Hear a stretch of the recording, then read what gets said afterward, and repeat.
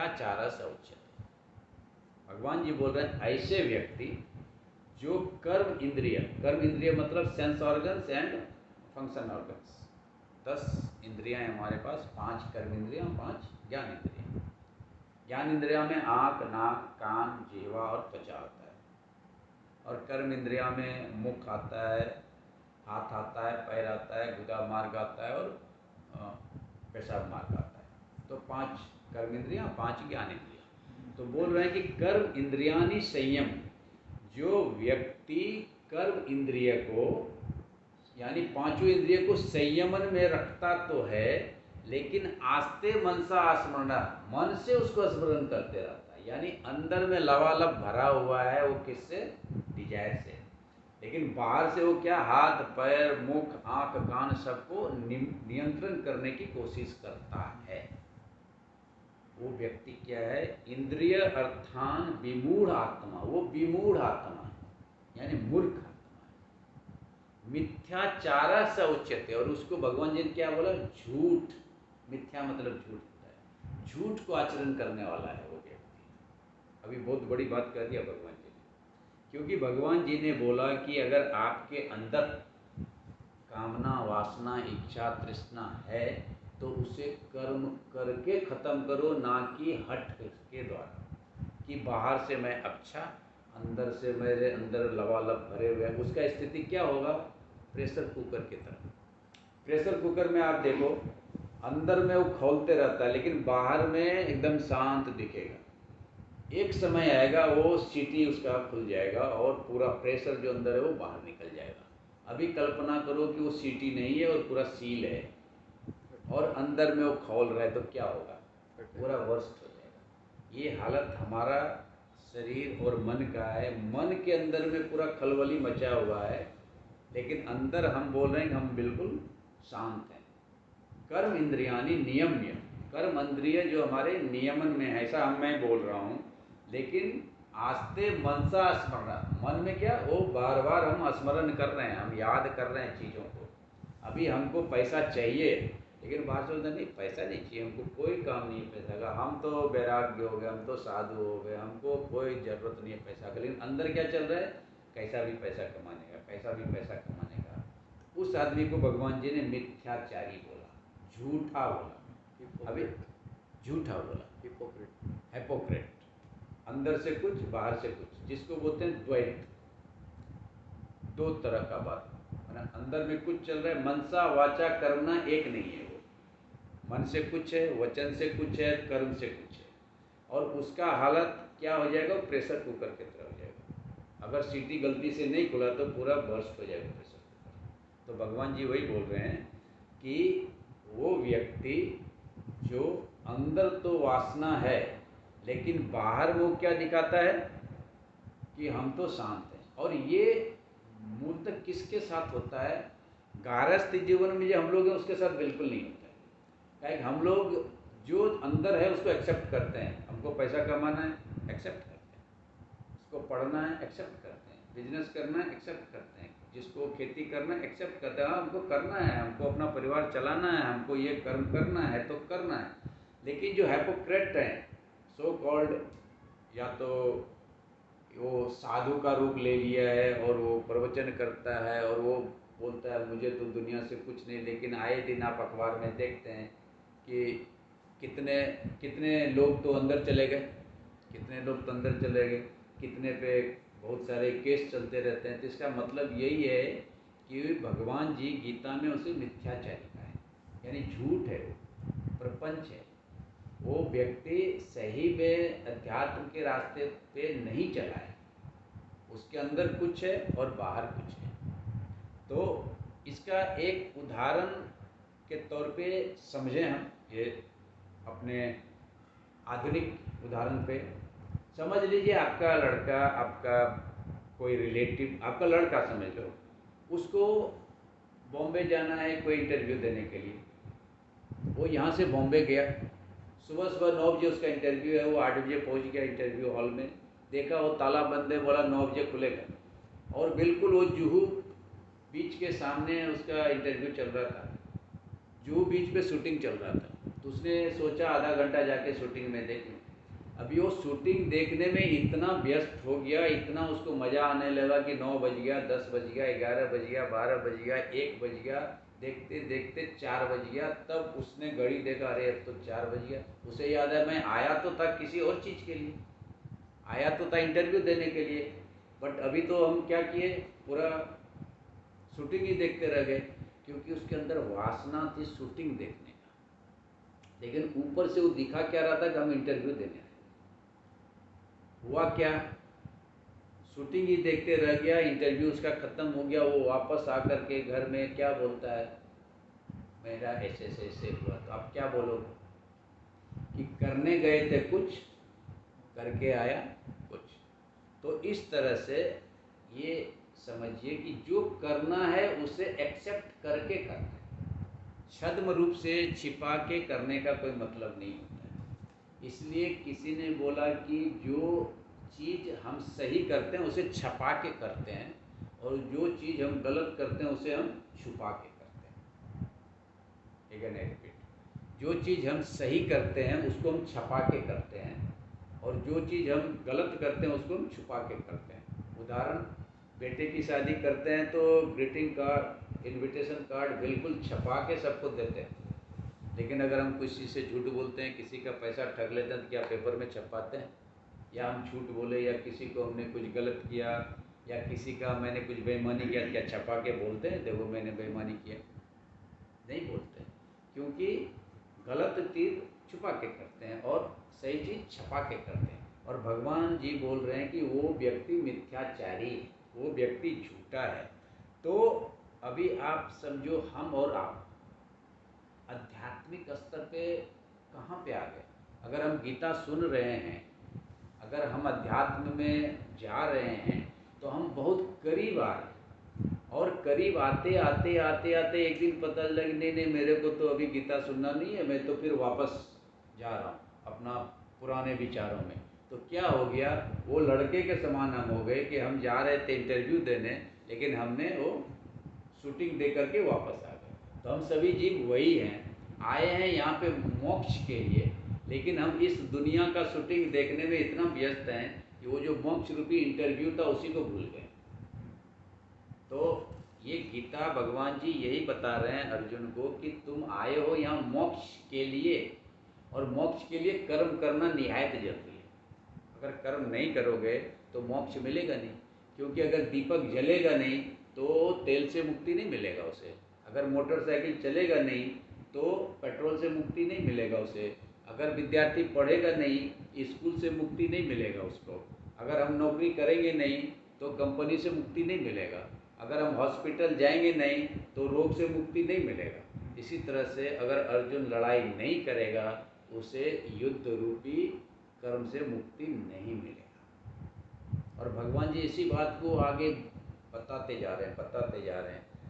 लेकिन 7 नंबर श्लोक में भगवान जी ने इसका उल्टा बताया। 6 नंबर में क्या बताया कि जो बाहर से शांत रहता है लेकिन अंदर उसका ज्वाला चलते रहता है कर्म का, वासना का, वो मिथ्याचारी है, वो झूठ बोलता है। और साथ में क्या बोला कि यह तू इंद्रियाणि मनसा नियम आरभते अर्जुन कर्म इंद्रिय कर्म योग असक्त सविशिष्यते। हे अर्जुन, जो अपने इंद्रिय को मन के द्वारा नियमन करता है, बाहर से नहीं अंदर से मन के द्वारा नियमन करता है, और कर्म इंद्रिय को कर्म योग से अलग रखता है। यानी क्या बोल रहे हैं, जो कर्म हम कर रहे हैं और जो कर्म इंद्रिय उसमें लगा हुआ है, जो व्यक्ति उस दोनों को अलग अलग देखता है, वो विशिष्ट है, वो विशिष्ट है, वो श्रेष्ठ है, वो ऊपर पहुंच चुका है। यानी भगवान जी ये बताना चाह रहे हैं कि निमित्त मात्र होकर के जो कर्म करता है वही इस भाव से कर्म करता है कि मेरा हाथ कर्म कर रहा है, मेरा आँख कर्म कर रहा है, मैं नहीं कर्म कर रहा। मैं इस चीज़ को देख रहा हूँ बट मैं उसमें लिप्त नहीं हूँ, मैं साक्षी भाव। तो जो साक्षी भाव से अपने इंद्रिय द्वारा कर्म करता है वो क्या है, विशिष्यते, विशिष्ट है, श्रेष्ठ है वो। यानी हम कर्म तो करेंगे लेकिन असक्त भाव से, मेरा हाथ कर्म कर रहा है, हाथ का काम है कर्म करना, वो कर्म कर रहा है, बट हाथ से मैं नहीं जुड़ा हूँ। हाथ ने अगर गलत किया तो हाथ ने गलत किया। जिस दिन ये भाव आ जाए, आँख ने गलत देखा तो आँख ने गलत देखा, मैं उसमें लिप्त नहीं हूँ। जिस दिन ये भाव आकर के हम कर्म करने लगेंगे, धीरे धीरे धीरे धीरे हम तामसिक से सात्विक, सात्विक से राजसिक की तरफ बढ़ जाएंगे। फिर आँख गलत देखे ना देखे हमें महसूस नहीं होगा कि आँख गलत देख रहे हैं। हाथ गलत करे ना करे हमें महसूस नहीं होगा, क्योंकि कर्म इंद्रिय कर्मयोग असक्त। कर्म इंद्रिय से कर्मयोग क्या हो गया? अलग अलग हो गया। उसको बोलते हैं साक्षी भाव से कर्म करना। और इसमें आप देखिए कि 3 तरह के हमने बात किए हैं, और 3 तरह के लोग होते हैं। एक लोग जिसे अंदर बिल्कुल इच्छा से भरा हुआ है, उसको हमने क्या बोला? वो एक्सट्रोवर्ट है। उससे हम बोलते हैं भोगी। भोगी मतलब जो भोग करना चाहता है, जो कंज्यूम करना चाहता है। दूसरा होता है जो कि अंदर तो उसका इच्छा भरा हुआ है, लेकिन बाहर वो बोलता है मैं बिल्कुल शांत, जो पिछले अध्याय में, उसको क्या बोलते हैं? मिथ्याचारी। और तीसरा जो हो गया कि जो अंदर से भी नियमन करके रखा है और बाहर से भी नियमन करके रखा है, वो हो गया विशिष्य, यानी वो श्रेष्ठ हो गया। तो अध्यात्म में श्रेष्ठ वही है जो अपने मन को नियमन करे और उसके हिसाब से इंद्रिय किस चीज में लिप्त है उससे थोड़ा अलग हो जाओ। और इसी अध्याय में 28 नंबर श्लोक में भी भगवान जी ने यही बोला, गुना गुणेषु वर्तन्ते इति मत्वा न सज्जते। जो ज्ञानी लोग हैं ना, वो इंद्रिय को इंद्रिय विषय में लिप्त होता हुआ देख के भी अलग हो जाते हैं। गुना गुणेषु, गुना मतलब इंद्रिय, गुणेषु मतलब इंद्रिय विषय। गुना गुणेषु वर्तन्ते, उसमें लिप्त रहता है। इति मत्वा, ये जानता है वो व्यक्ति, ना लिप्यते, इसलिए वो आदमी उसमें लिप्त नहीं होता है। अभी आँख कहाँ लिप्त है, कान कहाँ लिप्त है, आँख कहाँ लिप्त है, वो व्यक्ति जानता है कि ये उस विषय में लिप्त है, इसलिए मन से वो उसमें लिप्त नहीं होता है। गुना गुणेषु वर्तन्ते इति मत्वा न सज्जते।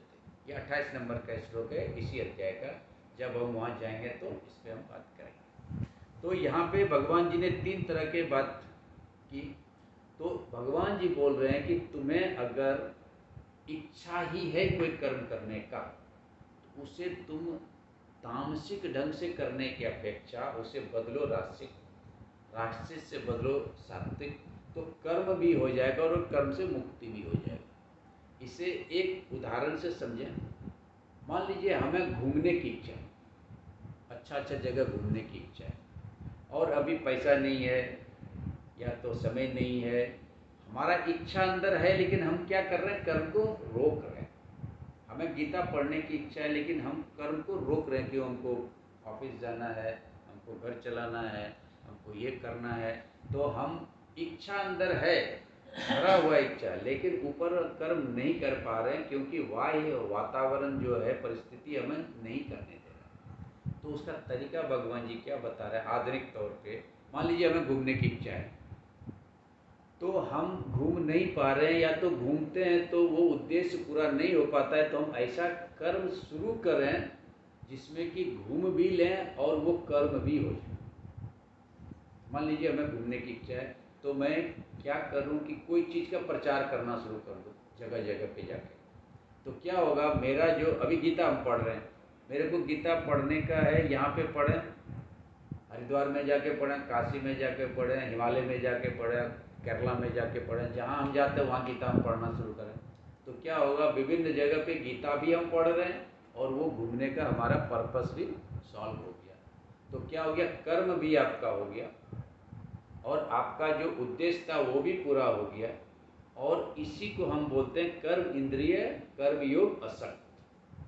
कर्म योग को कर्म इंद्रिय से अलग करके कर्म करने से क्या होता है, आसक्ति नहीं आती और वो कर्म से छुटकारा भी मिल जाता है। ये भगवान जी ने 7 नंबर का श्लोक में बताया, कर्म इंद्रिय कर्म योग असक्त स विशिष्यते।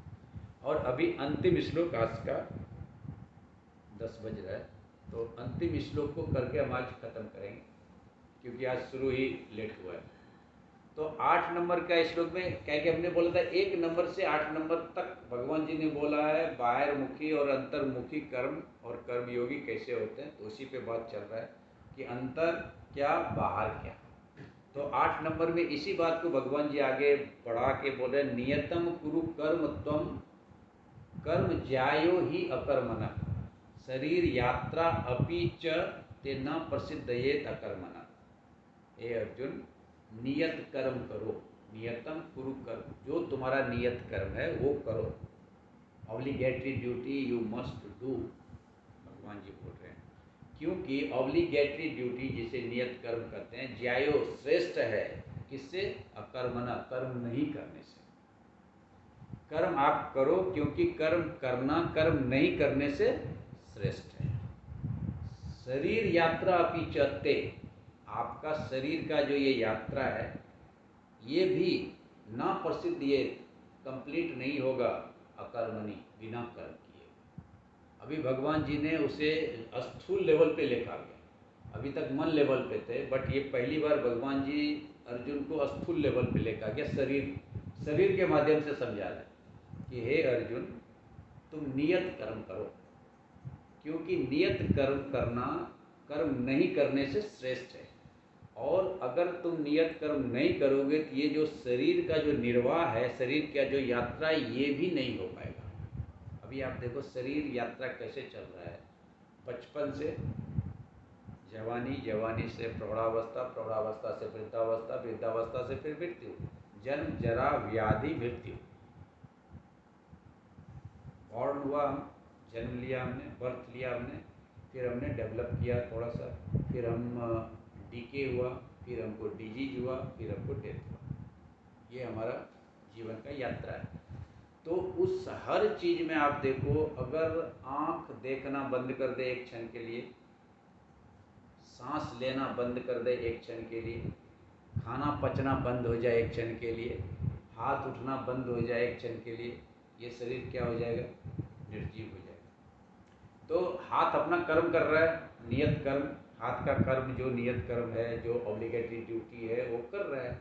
आँख अपना कर्म कर रहा है, पेट अपना कर्म कर रहा है पाचन क्रिया का, हृदय अपना कर्म कर रहा है ब्लड सर्कुलेशन का, लंग्स अपना काम कर रहा है हवा प्यूरिफाई करने का। अगर उसमें कोई भी एक अंग काम करना बंद कर, बोल रहे आज मेरा छुट्टी, लंग्स बोल दे आज मेरा छुट्टी है, मैं काम नहीं करूँगा, क्योंकि कर्म करने से क्या फ़ायदा, लंग्स को क्या मिलता है, खाना कौन खाता है, किस, हाथ बोले मेरे को क्या करने का, यहाँ से हाथ उठाओ, इधर मुंह में डालो, मेरे को क्या फ़ायदा उससे, कर्म नहीं करूँगा, तो खाना कैसे जाएगा। दांत बोले इतना तकलीफ से खाने को चबाने का, मेरे को क्या फ़ायदा, मेरे को उससे क्या मिलता है, तो मैं कर्म नहीं करूँगा।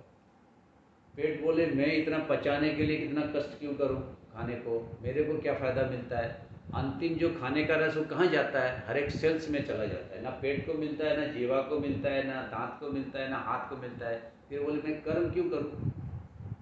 जो अर्जुन दलील दे रहा है वही दलील अगर शरीर का एक भी अंग देना शुरू करे तो क्या होगा, शरीर निर्जीव हो जाएगा। तो भगवान जी अभी उस लेवल पे समझा रहे हैं कि शरीर का यात्रा भी नहीं हो पाएगा अगर तुम कर्म नहीं करोगे। तो बेसिकली हमारे हिंदू संस्कृति में, सनातन में कर्तव्य कर्म का बहुत ही वैल्यू दिया गया है। हम माँ और बाप अपने बेटे के लिए कर्तव्य कर्म करते हैं, भले बेटा नालायक क्यों ना हो, भले वो रिटर्न में हमको कुछ दे न दे। बच्चा अपना कर्तव्य कर्म परिवार के लिए करता है, भले रिटर्न में उसको कुछ मिले ना मिले, क्योंकि ये सनातन धर्म में हमको सिखाया गया है। एंड वो अगर आप देखो तो जो हमारा फिजिकल फॉर्म है, जो हमारा आधुनिक फॉर्म है, उसमें बिल्कुल सटीक बैठता है। कैसे सटीक बैठता है, तो आज का डेट में जो माहौल बना हुआ है, व्यक्ति कर्म करना चाहता ही नहीं है, शॉर्टकट में हमेशा सब कुछ पाना चाहता है। अभी सुबह 5 बजे कौन व्यक्ति उठता है आज का डेट में, कोई नहीं उठता है, सब 8 बजे 9 बजे, प्राय 90% पॉपुलेशन। वो बोलता है सुबह 12, रात को 12 बजे से पहले क्या सोने का, सुबह 8 बजे पहले क्या जगने का। मतलब क्या होगा कि हम नियत कर्म नहीं कर रहे। हम नियत कर्म नहीं कर। ऑब्लिगेटरी ड्यूटी क्या है? Early to bed, early to rise, makes a man healthy wealthy and wise. But हम उसका उल्टा कर रहे हैं।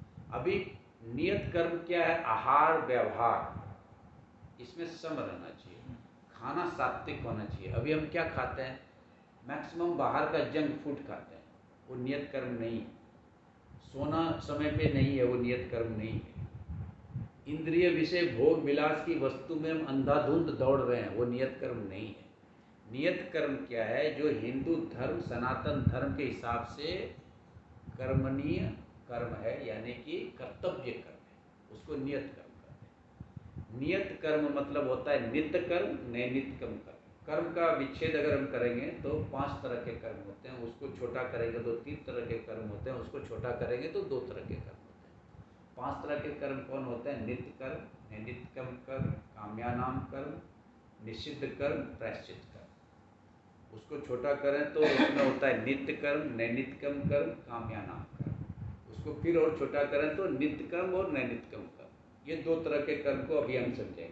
जब हम 18 नंबर अध्याय में जाएंगे तो ये 5 कर्म को समझेंगे, या तो फिर समय मिला तो अगला बार हम ये 5 कर्म को समझेंगे। नित्य कर्म क्या है? जो हम डेली करते हैं। सुबह उठना, शौच जाना, नाश्ता करना, स्नान करना, ऑफिस जाना, ऑफिस से आना, ये सब नित्य कर्म। डेली का जो ऑब्लिगेटरी ड्यूटी है, पढ़ना, वो नित्य कर्म है। और नैमित्तिकम कर्म क्या है? जो कैजुअल, कैजुअल यानी समटाइम्स होता है, कभी कभी होता है। जैसे बेटी का शादी करना, वो कभी कभी होगा। बेटे का शादी करना, पिताजी का श्राद्ध करना, ये सब क्या है? नैमित्तिकम कर्म है। तो ये दोनों को कर्म करना, ये दोनों कर्म को हम बोलते हैं नियत कर्म, ऑब्लिगेटरी ड्यूटी। और इसको करना कर्म नहीं करने से ज़्यादा श्रेष्ठ है। और अगर हम ये नहीं करेंगे तो बाकी चीज़ तो छोड़ो, परिवार छोड़ो, राष्ट्र छोड़ो, पढ़ाई छोड़ो, क्लास छोड़ो, इंजीनियर डॉक्टर बनना छोड़ो, ये शरीर ही नहीं चलेगा, ये शरीर ही नहीं चलेगा। और जब शरीर ही नहीं चलेगा तो बाकी का तो हम बात ही नहीं कर सकते। तो इसलिए भगवान जी ने ये बात किया कि शरीर का निर्वाह भी नहीं हो सकता है। और शरीर का निर्वाह कैसे होगा? भोग के द्वारा शरीर का निर्वाह होगा। तो बोलता है भोग को भी योग की तरह करो।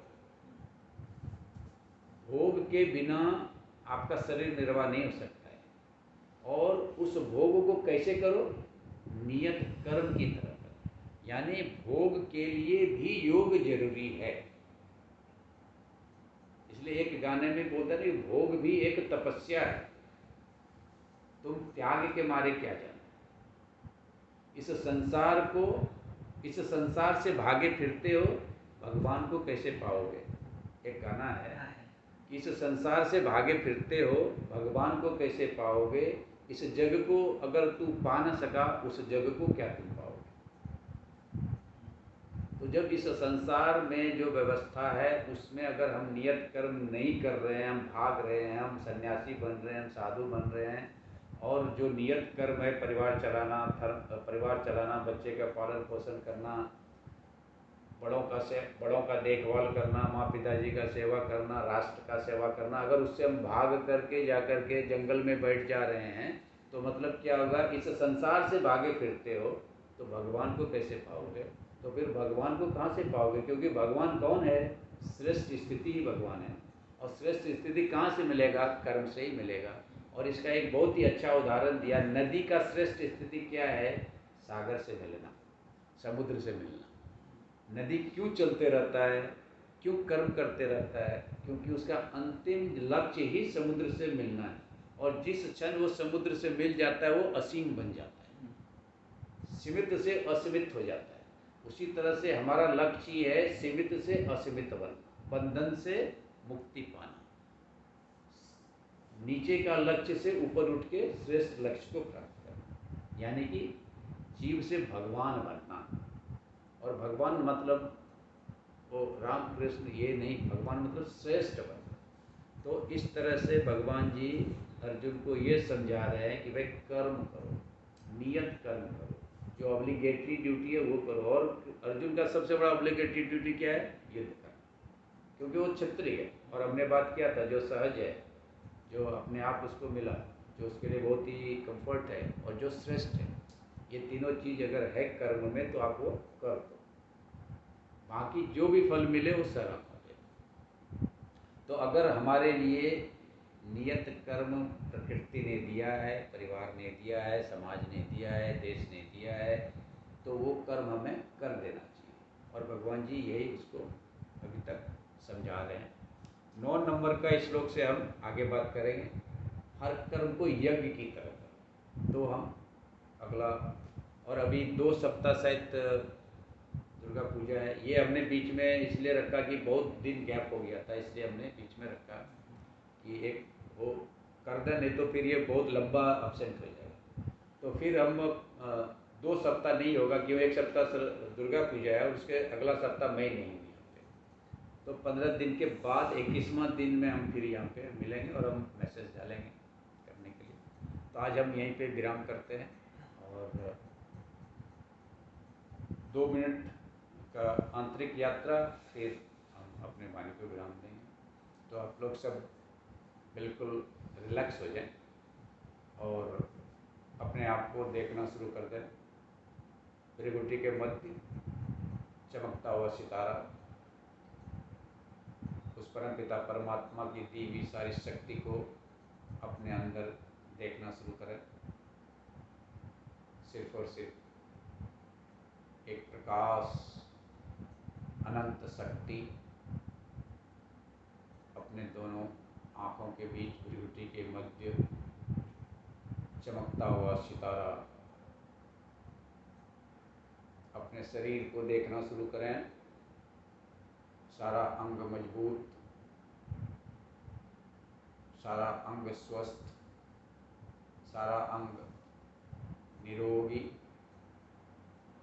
अपने मन को देखना शुरू करें, बिल्कुल निर्मल, बिल्कुल साफ, बिल्कुल स्वच्छ। अपने बुद्धि को देखना शुरू करें, बिल्कुल तीक्ष्ण, बिल्कुल अवेयर्ड। अपने आप को देखना शुरू करें। उस परम पिता परमात्मा की परम संतान हैं, कर्म, भक्ति और ज्ञान से भरपूर हैं। मन बिल्कुल शांत, अनंत सागर की तरह शांत, अनंत आकाश की तरह शांत। शरीर बिल्कुल तंदुरुस्त, सारी शक्तियाँ अंदर, सारा ज्ञान अंदर, सारी भक्ति अंदर। आत्मस्वरूप में शरीर निवास स्थान है। शरीर नश्वर, बट हम आत्मा अविनाशी हैं। इस भाव के साथ पुनः देह भान में आ जाएं। अपने हाथों से प्राप्त की हुई ऊर्जा को अपने आँखों में और शरीर के बाकी स्थान पे लगाएं और मेरे साथ इस मंत्र का उच्चारण करें। ओम पूर्णवत् पूर्णमिदं पूर्णात् पूर्णमुदच्यते पूर्णस्य पूर्णमादाय पूर्णमेवावशिष्यते। ओम शांति शांति शांति।